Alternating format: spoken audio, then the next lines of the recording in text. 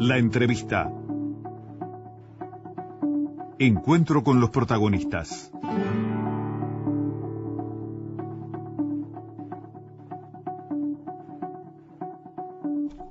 Amigos, a propósito de todos estos episodios que se han ido desencadenando a partir de la publicación el sábado 30 de marzo en El Observador por parte del periodista Leonardo Habercorn de los contenidos de las declaraciones que aportó Gavazo, Silveira y compañía en el Tribunal primero de Honor y luego de Alzada de las Fuerzas Armadas, bueno, ha ido desencadenando todo esto una cantidad de reacciones y de valoraciones que bien vale la pena, y lo intentamos día a día, tratar de ir poniendo cada cosa medianamente en su lugar hasta donde podemos. Y hemos hablado varias veces de más de un nivel de consideración de estos temas, ¿no? Uno de ellos es indudablemente el que tiene que ver con la admisión de los horrores por parte de Gavazo, y bueno, ha comenzado a trabajar el fiscal Percival en el caso. El otro puede ser, sí, el del poder militar representado por los tribunales y por el comandante en jefe, y bueno, y el poder político, el presidente de la República, los cesó por esos hechos. Y otro es la responsabilidad civil del poder político de la forma que ha manejado esto, y que a nosotros en lo personal nos ha mostrado unos cuantos flancos débiles. Pues pretendemos entrar por otro lado, y es la visión de aquellos que uno entiende que no tienen intereses ni de aprovechar una circunstancia para sacar ventajas políticas, ni defender a rajatabla una administración, sino que van por otro lado, y es la defensa de los derechos humanos. Y en eso el trabajo del doctor Pablo Chargoña, en el equipo jurídico del Observatorio Luz Ibarburu, y como abogado patrocinante en múltiples causas de violaciones a los derechos humanos, creo que nos va a ayudar a ir interpretando esa cuestión. Bienvenido, Pablo. Gracias por estar acá. Doctor. Muchas gracias por la invitación. La encomienda es grande, es importante, porque el tema es complejo. Sí. Pero sí, está claro que desde el punto de vista del movimiento de los derechos humanos, del pasado reciente y de cualquier otra agenda de derechos humanos, operar a favor o en contra de los gobiernos es un mal consejero. Para tener autoridad moral para hacer reivindicaciones a los gobiernos, el movimiento de derechos humanos debe presentarse como muy crítico y desde luego que independiente. Esto quiere decir que los conflictos políticos se analizan y eventualmente tiene que haber posicionamientos sobre todo respecto de ciertas partes en conflicto. Podría ser, por ejemplo, el conflicto entre el poder civil y castas o privilegios militares. Claro. Está claro que en ese caso tiene que haber un posicionamiento político, pero siempre a partir de la defensa principista de los derechos humanos. Es difícil porque estamos en una especie de contienda y de litigio. Yo interpreto además que en un año electoral donde inevitablemente hay posicionamientos que parecen más influidos por la perspectiva de las elecciones, acontecimiento político muy trascendente, pero más influidos por las perspectivas de las elecciones que la de la defensa del programa de los derechos humanos. Claro, esa cuestión se exacerba. Sí. ¿Se rompió el silencio, el pacto de silencio, como dijo Vázquez? ¿Usted está de acuerdo, doctor? Yo me temo que hay una sobredimensión en el planteo de ese ruptura del pacto de silencio. No lo voy a minimizar, por el contrario sería otro error, me parece importante. Pero conflictos entre las personas procesadas y condenadas que estuvieron en su momento en Domingo Arena hubo hace mucho tiempo, incluso se sabe de hace mucho tiempo, en realidad. Si se revisa la prensa, año 2012, se encontrarán conflictos entre Gavazo, Silveira, Gilberto Vázquez, y algunos comentarios que implicaban que aquella corporación no era tan cerrada como se pretendía. Ni hablar el caso de Gregorio Álvarez, decididamente enfrentado a algunos de estos personajes que yo dije. Por otro lado, yo he visto en las audiencias acusaciones recíprocas. O sea, cruzadas entre militares. Cruzadas, sí. En el caso, algún caso. Un oficial de la Fuerza Aérea que formaba parte del OCOA, es decir, un oficial importante de la Fuerza Aérea, acusa a todos los oficiales del Ejército ante el juez Lecchini. Para mí eso es ruptura del pacto de silencio. Y describe perfectamente cómo operaban en el 300 Carlos el OCOA. Es cierto, no menciona a nadie de la Fuerza Aérea, a nadie de su fuerza, pero menciona, diciendo la verdad, porque nosotros sabemos que estaba diciendo la verdad, porque los nombres se repetían, menciona a los Gavazo, a los Silveira, las cosas que hacían, la importancia que Gavazo tenía, cómo funcionaba la tortura en los fondos del Servicio de Material y Armamento, en el 13 de Infantería. Todo esto ocurrió hace un año y pico en el expediente del caso de Elena Quinteros. Es un ejemplo. Claro. Tengo otros ejemplos, no voy a decir exactamente en qué causa, Está pero como muy bien. está vinculado con el cuartel de La Paloma, tiene que ver con este caso que estamos hablando ahora. He visto militares que en su momento eran subordinados, tropa, no oficiales, los he visto llorar. Esto es, ¿qué quiere decir llorar? Llorar de rabia. Claro que he visto lágrimas de cocodrilo también, gestos que yo no me creo. Claro, pero ¿qué llorar de rabia algunos, en esas circunstancias? porque les hacían firmar expedientes falsos sobre la muerte de militantes de izquierda en el cuartel de La Paloma. Sus superiores en ese momento. Sus superiores, a quienes mencionan. Algunos muertos, y cuando se mencionan personas muertas, entonces eso no es ruptura de pacto de silencio, porque Exacto, es una tendencia al revés, de defensa corporativa, decir la culpa de todo tenía una persona que ya no puede responder. Eso es habitual. No, pero mencionan personas vivas, oficiales, que Sí, son como las menciones a Cristi ahora por parte de Gavazo, ¿no? Claro, por ejemplo. Pero no en este caso que yo estoy mencionando, por eso digo que hubo otras rupturas de pactos que están explicados de esta manera. Estas personas firmaban al pie de un acta que no habían leído nunca, y firmaron porque les dieron una orden en el año 73, 74 en el cuartel de la Paloma. Yo puedo mencionar la lista de las personas que fueron asesinadas o desaparecidas vinculadas al cuartel de La Paloma. Están el caso de Nelson Berreta, del estudiante Kluber, asesinado en la calle. Era un estudiante que tenía reivindicaciones estudiantiles típicas. Esto ocurrió en el año 72. La tropa que salió a reprimir a los estudiantes salió de ahí, del cuartel de La Paloma.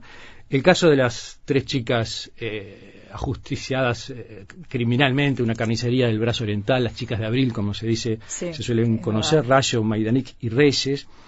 El caso de Alberto Blanco, de Basilicio López, de Bonifacio Olveira. En uno de estos casos se dio esto que yo menciono. Entonces había militares que, enfrentados al juez el año pasado, decían: yo fui obligado a firmar un acta donde se mentía respecto a la circunstancia de la muerte de esa persona en el cementerio de La Paloma. Digo todo esto para minimizar lo que Gavazo dice, no, pero para ponerlo en un contexto. Es decir, tampoco me creo que no caigo en la trampa de quien sostiene que lo más importante es esto de la ruptura del pacto de silencio, porque en realidad es una estrategia para evitar la crítica acerca del procedimiento que en el gobierno está generando un conflicto interno entre el doctor Toma, el ex ministro Menéndez. O sea, es importante, es un dato, pero hay que evaluarlo en su justa medida. Pero estas declaraciones de Gavazo, así, tan contundentes, ¿se habían escuchado antes? Efectivamente no al respecto, porque por supuesto no está diciendo la verdad. Él no pudo haber transportado a una persona él solo y haberla intentado hacer desaparecer en el Río Negro. Eso tampoco y además es también hay alguna otra debilidad en las declaraciones. No admite ser el asesino, ¿no? Además, el asunto es si esto tiene consecuencias, si esta declaración por sí misma tiene consecuencias respecto de Gavazo. Es difícil.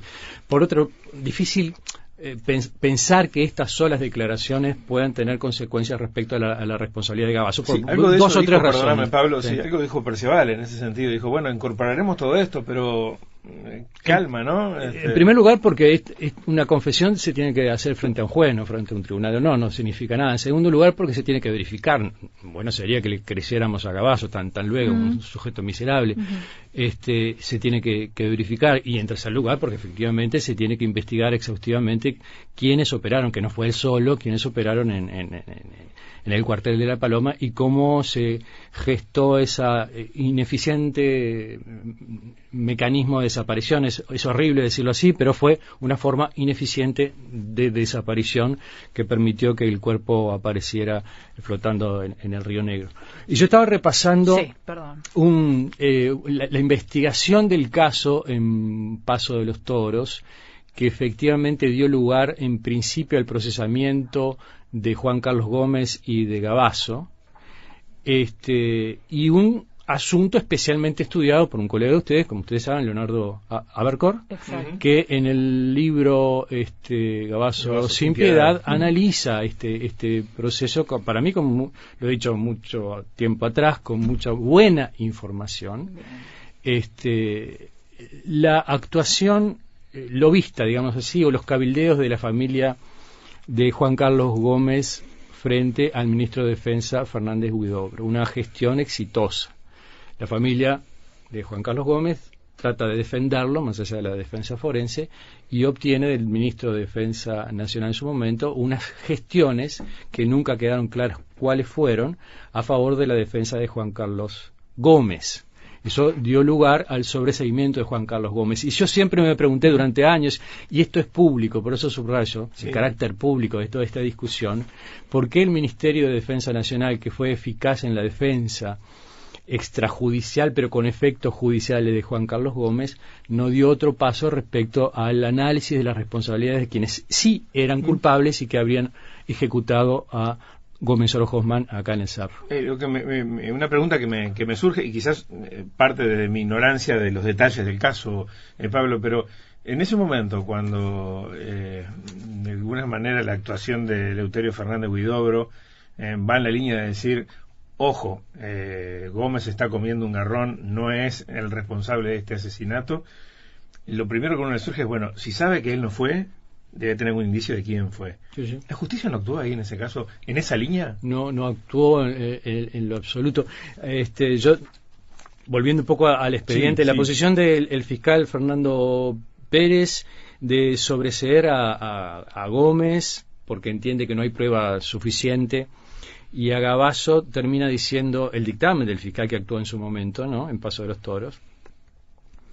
Luego del sobreseimiento, pide que se remitan estas actuaciones ante el juzgado en lo penal de primer turno de Montevideo, en virtud de que existen elementos de convicción suficientes para considerar que el fallecimiento de Roberto Gómez Oro Hoffmann se produjo en el grupo de artillería número 1 denominado La Paloma, sito en la calle Santín Carlos Rossi, barrio del Cerro, Montevideo, y haber prevenido dicho juzgado. Es decir, el fiscal está diciendo, lo voy a sobreseer, pero esto se tiene que seguir investigando en La Paloma. Podría haber dicho sobreseo o pido el sobreseimiento de Gómez. No estoy de acuerdo con que se haya pedido el sobreseimiento de Gabazo. De todas maneras, quiero poner el foco en otra cosa. Está diciendo, pero esto se tiene que seguir investigando, concretamente en el juzgado penal del primer turno de Montevideo, que en ese momento su titular era el doctor Fernando Slequini. ¿Y eso no ocurrió? No ocurrió, exactamente, eso no ocurrió. Entonces tenemos un representante de la Fiscalía que analiza el caso y dice a Roberto Gómez Oro Hoffmann, lo montaron en Montevideo, investigan en Montevideo. Y no solamente a Gabazo, sino todos los otros que operaban allí. Y otra vez, el Ministerio de Defensa Nacional, ¿sabía esto? Por supuesto que sabía, si esto es público. ¿Por qué es público? Porque generó, primero pues se puede revisar, ¿no? Internet nos permite poner en un buscador y ver que efectivamente en el 2013 la jueza que recibió este dictamen se enojó con el ministro. Es un conflicto entre una jueza letrada en lo penal y un ministro, no es una cuestión menor, es un hecho político, además periodístico. La jueza se enoja porque recibe un fax tardío, dice ella, un fax del Ministerio de Defensa Nacional y algunos aportes que debieron haber venido antes, y se siente molesta o perturbada en su propio trabajo. Quiero decir con esto, este episodio de Roberto Gómez Oro Hoffmann y todo el itinerario de la desaparición, ejecución en el Cerro, intento de desaparición en el lago de Rincón del Bonete, ha sido analizado, o debió haber sido analizado desde el punto de vista político desde hace más de 6 años. Había información suficiente. Porque había información, y yo siempre me preguntaba públicamente, preguntaba críticamente y públicamente al ministro Fernández Huidobro, ¿por qué no da un paso más colaborando con la investigación? Cosa que molestó en su momento a Fernández Huidobro. Algún amanuense de él me dedicó alguna nota, alguna carta que también se hizo pública, y el diario La República tituló erróneamente: el gobierno investigó la desaparición de Roberto Gómez Oro Hoffmann. Para mí un titular mentiroso, porque estamos todavía por saber cómo fue que lo ejecutaron y cómo fue que lo desaparecieron. Y entre otras cosas faltó investigación. Y claro, y no hubo investigación judicial, como alegremente decimos eso. ¿Pero cuál era la investigación? Creo que nunca se analizó esas responsabilidades. Estoy hablando del Ministerio de Defensa Nacional, no estoy hablando de un departamento cualquiera, ni muchísimo menos de una ONG. Respecto del caso. Doctor, sí. Quiero preguntarle lo siguiente. Todo esto que está analizando tan profundamente y lo que estamos viviendo a partir de las declaraciones que conocimos de este hombre el sábado, ¿abren un nuevo espacio? Un espacio donde realmente se vaya a fondo, donde las investigaciones puedan llegar a algún punto determinante, comprometen, interpelan, ¿qué pueden generar? Interpelan, seguro que sí. Yo creo que hay que operar sobre el hecho. Uh-huh. El hecho no se puede banalizar. La caída es 7 generales del ejército, la renuncia del Ministerio de Defensa Nacional, todo eso no se puede banalizar, y creo que el movimiento de los derechos humanos tiene que aprovechar este elemento como un elemento más. Aclaro que en el caso de Gavazo ha sido condenado por, ya se sabe, 28 homicidios, que es las desapariciones de Orletti, por el caso de María Claudia García de Hellman, que tiene varios pedidos de procesamiento en varias causas que están pendientes de resolución. Cito, por ejemplo, el caso de Arteche. Los dos, Silveira y Gavazo, tienen pedidos de procesamiento fiscal. Que tenga pedido de procesamiento fiscal quiere decir que ambos, Gavazo y Silveira, tienen elementos de convicción suficientes para el criterio de la Fiscalía como para pedir a un juez inicie un juicio y eventualmente, si hay plena prueba, condénelo. En el caso de Arteche, en el caso de la tortura contra el periodista Porley, está Jorge Silveira. En el caso de el 300 Carlos, que mencionaba recién, Silveira y Gavazo y otros muchos. Y en el caso de los hermanos Julián, Silveira también. Y Gavazo también, un caso emblemático. ¿Qué quiere decir con todo esto? Sí.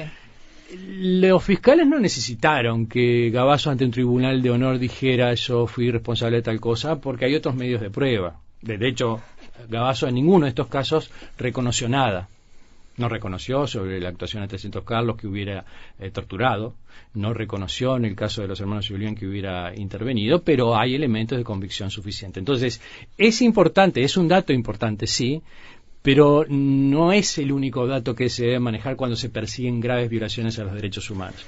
Hay otros datos y otras investigaciones que hay que hacer, desclasificación de documentos y recolección de testimonios, y eso es muy importante.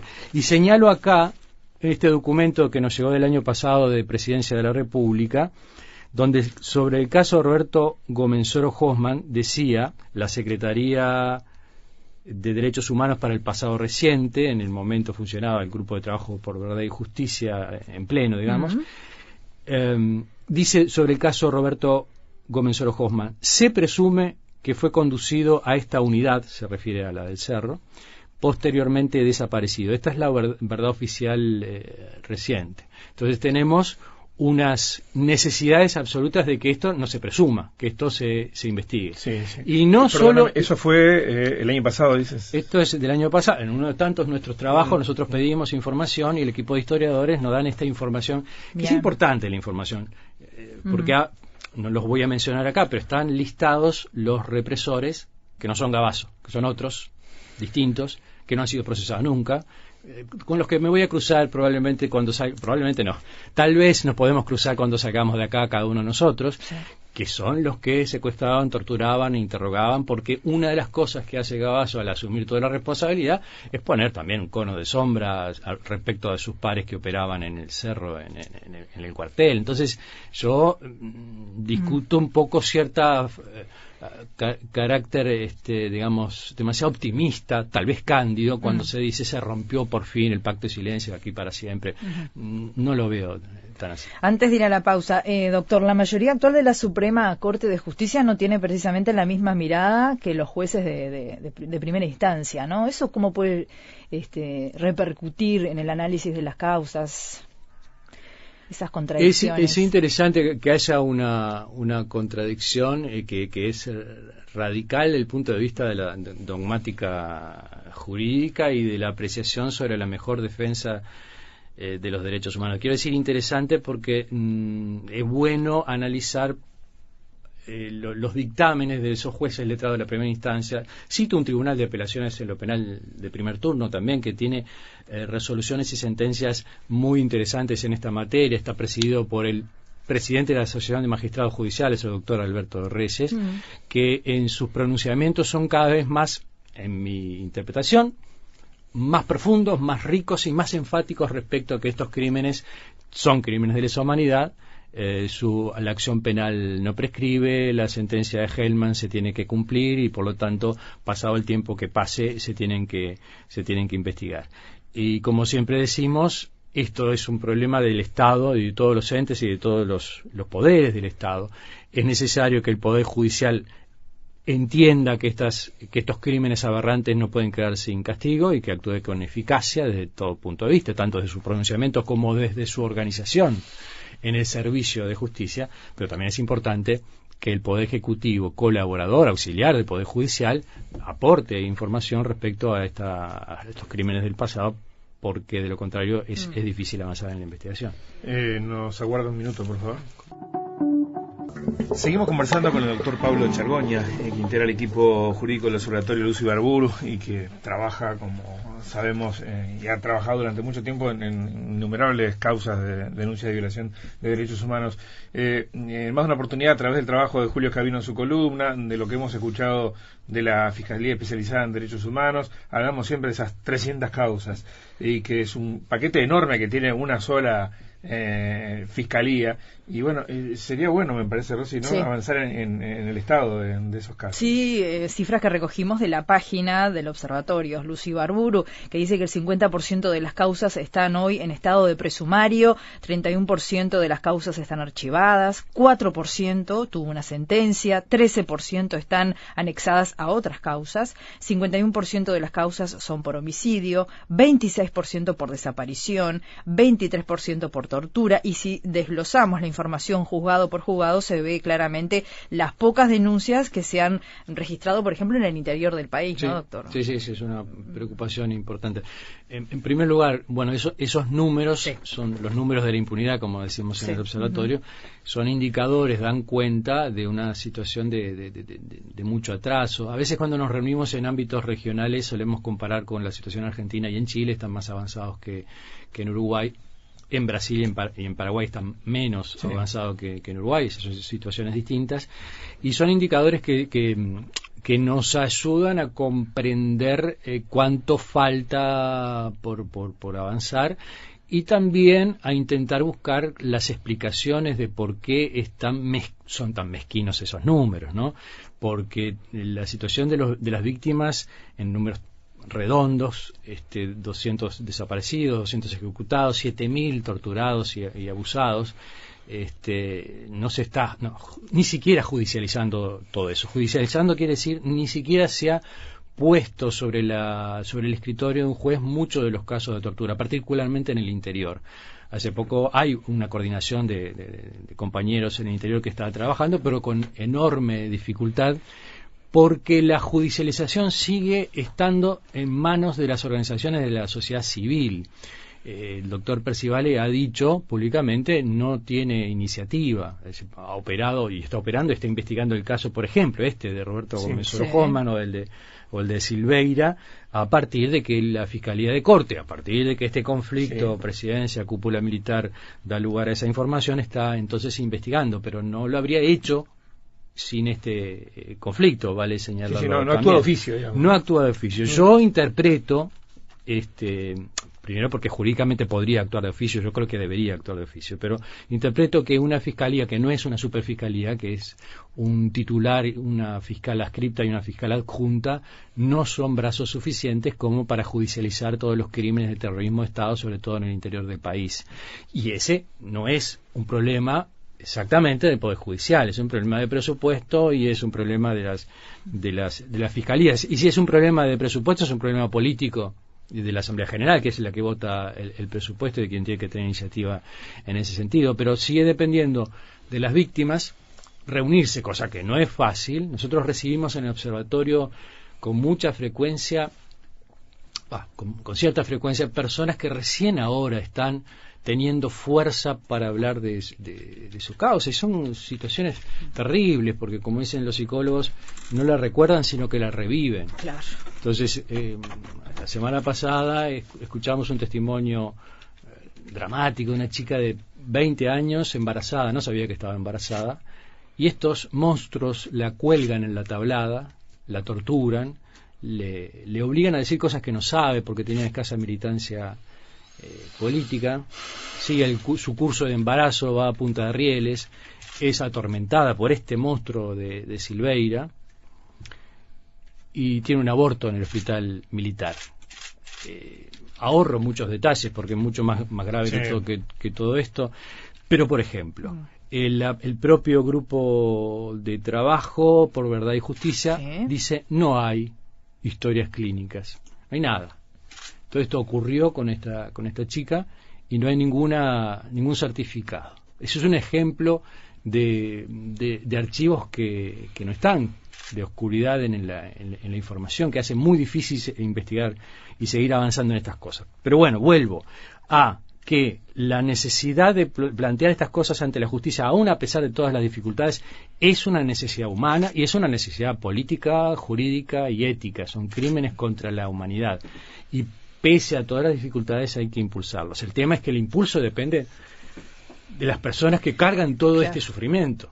Entonces, el esfuerzo de la sociedad civil hasta cierto punto alcanza, y es más difícil en el interior, por razones que todos más o menos conocemos respecto a la estructura de este país. Claro, ha habido, yo qué sé, excepciones quizás. Tacuarembó fue un punto donde se movieron muchas causas, ¿verdad? Pero hay puntos donde no conocemos nada y seguramente no es que no haya ocurrido. Claro que ocurrieron cosas terribles. Hay un expediente abierto que no tiene procesamientos en 33, donde se torturaba a chicos, a menores, adolescentes. Es un caso emblemático. Hay un trabajo de un colega de ustedes, Almada, que se llama Crónica de una infamia, creo que se llama, porque en ese caso Goyo Álvarez y sus seguidores no solamente torturaron a estos chicos, sino que les arruinaron absolutamente la vida, propagando versiones ofensivas de su vida íntima y de su vida lo personal. Que implica eso para el interior, ¿no? Para la gente hay gente que no pudo vive en pequeños pueblos. Sí, yo escuché el relato de ellos el año pasado, es tremendo. Y cuando uno habla de que esto tenga un efecto reparador en las familias, ¿de qué hablamos? Va más allá de la justicia también, ¿no? Sí, es difícil establecer, difícil para mí por lo menos establecer un patrón. Yo he visto víctimas que salen, no digo que saneadas o sanadas de una audiencia, pero repito tal vez, que es lo que puedo hacer honestamente, lo que ellos dicen cuando visitan el lugar donde fueron torturados hace mucho tiempo es que les hizo bien a algunos. A otros yo veo que no, y eso a mí me pesa muchísimo, porque si reviven el sufrimiento décadas después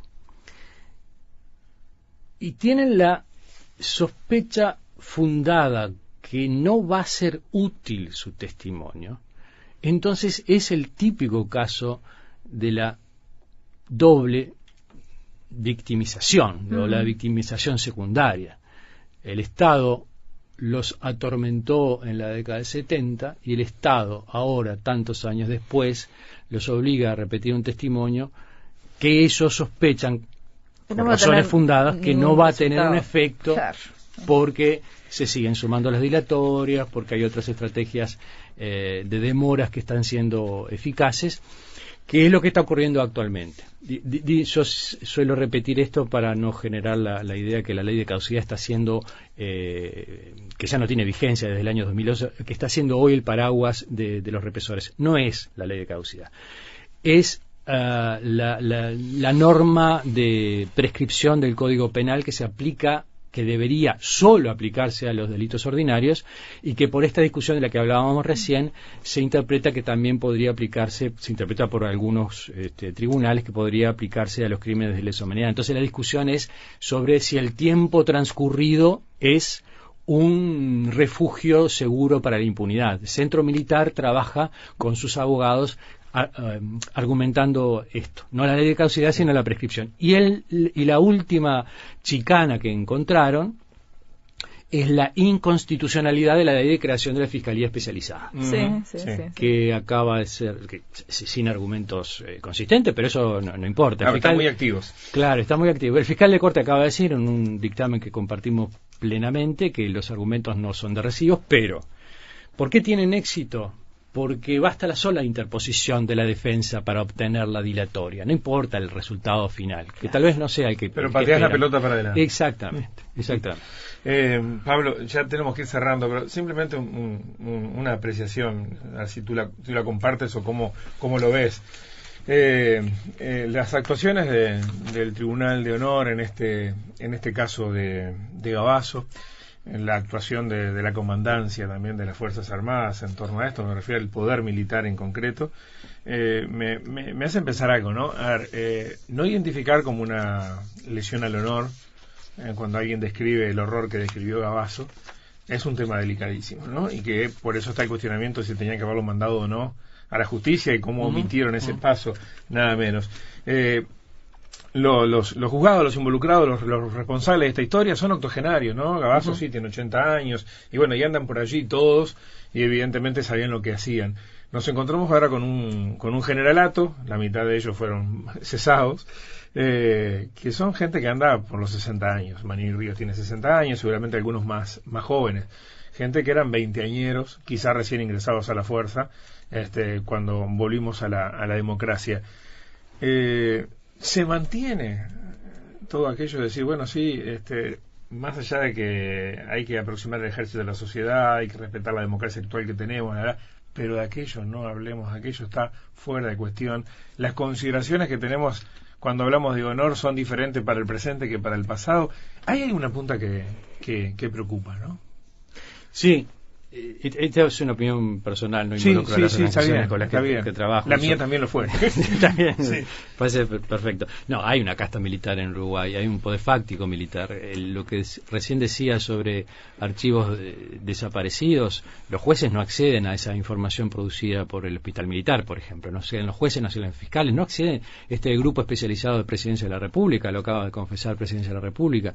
Hay una entidad separada del ámbito republicano democrático, evidentemente que es lo que podríamos llamar casta en ese sentido, de grupo cerrado, privilegiado, absolutamente. Que se transfiera a la nueva generación. Sí, porque tal vez estos conflictos que estamos viviendo ahora debieron haberse producido hace tiempo atrás. Quiero decir, yo hablaba de la ambivalencia de estos ceses últimos de los militares por parte del mismo gobierno que tenía al ministro Fernández Huidobro alentando la casta militar.